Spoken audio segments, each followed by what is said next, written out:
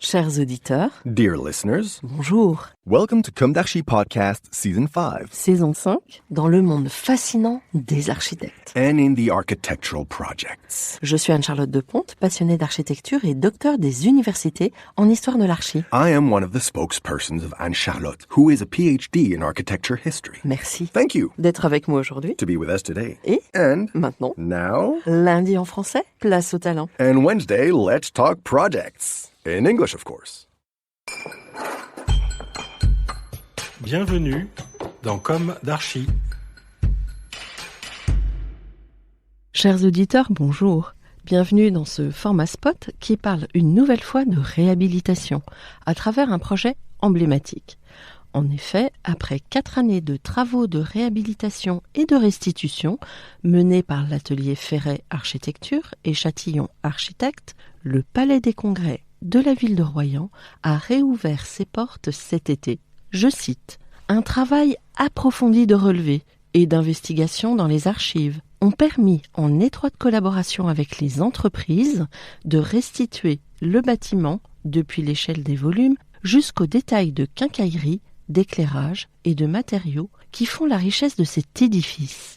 Le choix d'une restitution aussi fine et complète du Palais des Congrès de Royan est la marque d'un nouvel élan pour la valorisation de l'architecture du XXe siècle en général et celle de la reconstruction en particulier. » Fin de citation.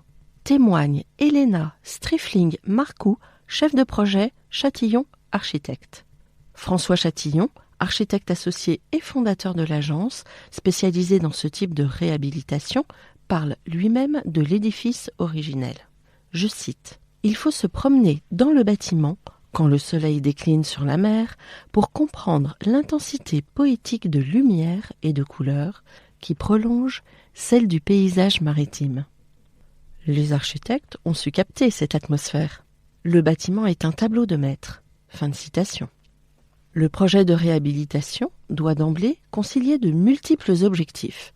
Restituer l'image et la richesse architecturale du bâtiment, altérée par de trop nombreuses interventions depuis sa construction. Retrouver sa vocation programmatique et la mise aux normes de sécurité, d'accessibilité et de confort de ce lieu dont le fonctionnement n'était pas compatible avec les besoins d'un équipement événementiel du XXIe siècle.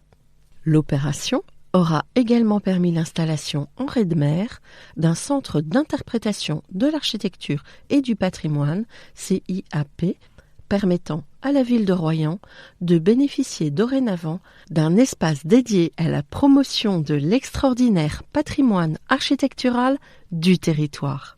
Car en effet, la ville de Royan est une station balnéaire jouissant d'une réputation certaine. Elle doit son formidable essor au Second Empire, mais détruite par des bombardements alliés lors des combats de la libération de la Seconde Guerre mondiale, les traces de la période d'avant la guerre restent rares. Dès 1949, le gouvernement de l'époque la désigne pour faire l'objet d'une reconstruction prioritaire. Dès lors, il s'agit de repenser la ville. Le projet est confié à l'architecte bordelais Claude Ferret. Nommé urbaniste et architecte en chef de la reconstruction de Royan, Claude Ferret fait de la ville un exemple de la culture architecturale et urbanistique des années 1950. La ville nouvelle est bâtie selon les principes du mouvement moderne. L'esthétique est basée sur le fonctionnalisme et le rationalisme, avec un rapport inédit selon lequel la forme des bâtiments doit être exclusivement l'expression de leur usage. Le programme contient notamment la création du premier palais des Congrès de France, conçu par les architectes Claude Ferret, Adrien Courtois et Pierre Marmouget. C'est en 1957, après 4 ans de travaux, que le bâtiment est inauguré.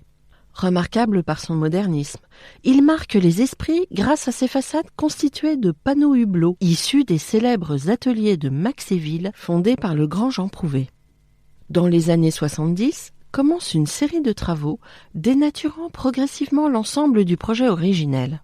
Modification et fermeture du sous-sol historiquement sur pilotis, création d'une deuxième façade côté mer, construction d'une extension cube côté ville, création de nombreuses partitions verticales et horizontales à l'intérieur du bâtiment, perte de la colorimétrie, choisi par les architectes concepteurs, mais aussi de la forme ovale de la salle de conférence ou encore démolition de l'escalier hélicoïdal si caractéristique du bâtiment.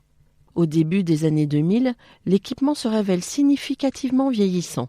Le Palais des Congrès de Royan est de plus en plus délaissé. Sa forme avant-gardiste et sa technique ne répondent plus aux besoins contemporains. En 2004, le bâtiment obtient le label patrimoine du XXe siècle, puis il est inscrit au titre des monuments historiques en 2011.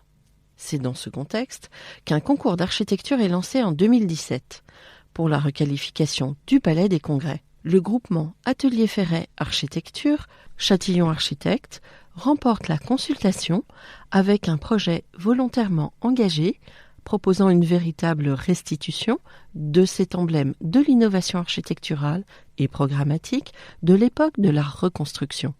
Le projet de réhabilitation contient 4 fondamentaux. La renaissance du volume architectural des années 50, une architecture pour donner à voir, une mise aux normes techniques invisible pour un bâtiment plus performant, une colorimétrie retrouvée.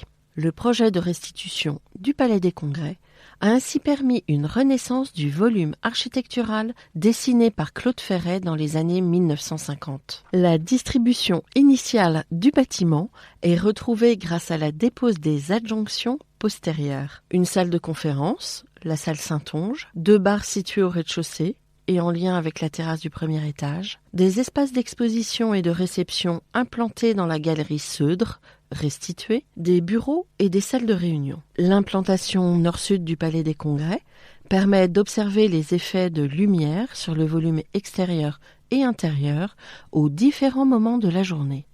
La redécouverte de la transparence des hublots sur les panneaux prouvés de la salle Saint-Onge s'accompagne d'ombres projetées venant tapisser la salle avec la lumière rasante de fin d'après-midi. L'agence Châtillon Architectes témoigne des couleurs restituées, car, je cite, « La colorimétrie représente une donnée essentielle de l'architecture du bâtiment de Claude Ferret. Par son style épuré, sa fluidité architecturale et la couleur de son béton blanc, le Palais des Congrès ne cesse d'affirmer ses influences tirées de l'architecture moderne brésilienne. L'utilisation du blanc, contrebalancée par le jeu de composition très coloré, permet une mise en valeur des éléments architecturaux et des espaces libres qui articulent le bâtiment. Les façades étant principalement composées par des panneaux prouvés, issus des ateliers de Maxéville, les architectes Claude Ferret, avec Pierre Marmouget et André Courtois, ont également pris le parti de composer le dessin des façades et des ossatures métalliques avec le nuancier prouvé. Les 2 couleurs principales, retrouvées par stratigraphie et restituées, sont le gris vermeer et le jaune citron, présents sur les façades côté jardin et côté mer. La particularité du dessin du Palais des Congrès réside dans l'ingéniosité des architectes à mettre en œuvre les panneaux prouvés en superposition, de manière à créer une façade rideau composée de couleurs en alternance. Au revers de cette façade, l'ossature métallique participe au dessin de la composition intérieure, soulignée avec le bleu dynastie. Autre élément fondamental dans la lecture des espaces, les sols et plafonds. Tel une toile de fond, il participe à l'unité des volumes. La mosaïque représente par son jeu de tapis et de bandes en alternance de noir et de bleu un travail important dans l'expression des plateaux par niveau et la continuité des espaces entre intérieur et extérieur. Les plafonds, quant à eux, ont été repeints de l'orange soutenu, retrouvé lui aussi par stratigraphie, ainsi que grâce à des archives photographiques. Il vient dès lors napper l'ensemble des volumes d'une lumière douce, chaude et uniforme. Fin de citation. Nous croyons que le patrimoine est délaissé ? L'agence Châtillon Architectes insiste, elle, sur ce nouvel élan qu'elle constate pour la valorisation de l'architecture 20e actuelle. La production architecturale du XXe siècle est aujourd'hui l'objet d'une reconnaissance historique et culturelle grandissante, dit-elle. Et d'ajouter, d'une part, parce que l'époque exige dorénavant de capitaliser sur l'existant dans un souci pratique et écologique, mais aussi parce que notre regard sur l'architecture récente change et les apports de ses concepteurs sont aujourd'hui reconnus et valorisés. Dans la droite ligne de la politique de labellisation de l'architecture contemporaine remarquable, ex-label patrimoine du XXe siècle, porté par le ministère de la Culture depuis 20 ans, ce dernier a lancé en 2023 un nouveau prix d'architecture, le Palmarès Réhab 20. Ce prix vise à récompenser les initiatives de réhabilitation exemplaires de bâtiments de la seconde moitié du XXe siècle en France. Une nouvelle preuve, s'il en fallait, que l'architecture récente vient d'entrer dans un nouveau cycle de vie. Grâce aux efforts de la ville de Royan, le premier palais des congrès de France est redevenu un vrai lieu de vie, d'attraction culturelle, mais aussi de détente, un lieu privilégié et emblématique de la ville, une porte d'entrée depuis la mer et vers l'architecture de la reconstruction. Fin de citation.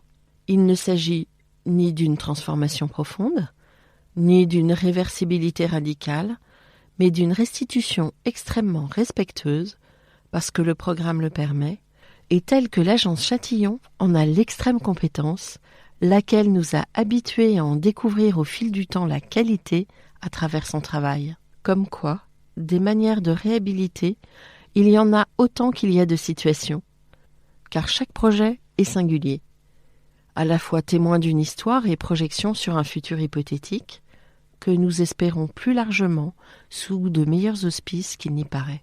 Ici, l'intelligence est au rendez-vous. Chers auditeurs, merci pour votre écoute. Rendez-vous la semaine prochaine pour un nouveau numéro. D'ici là, prenez soin de vous. Au revoir.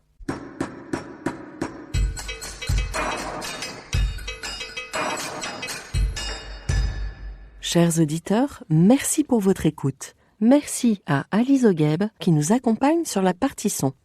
N'oubliez pas de retrouver nos sujets en avant-première sur Instagram à l'adresse @comdarchipodcast. Si vous aimez ce podcast, favorisez sa diffusion en lui donnant 5 étoiles sur Apple Podcast, plus un petit commentaire, ou sur votre plateforme de podcast favorite. Et surtout, abonnez-vous pour écouter tous nos épisodes gratuitement. À bientôt, et d'ici là, prenez soin de vous.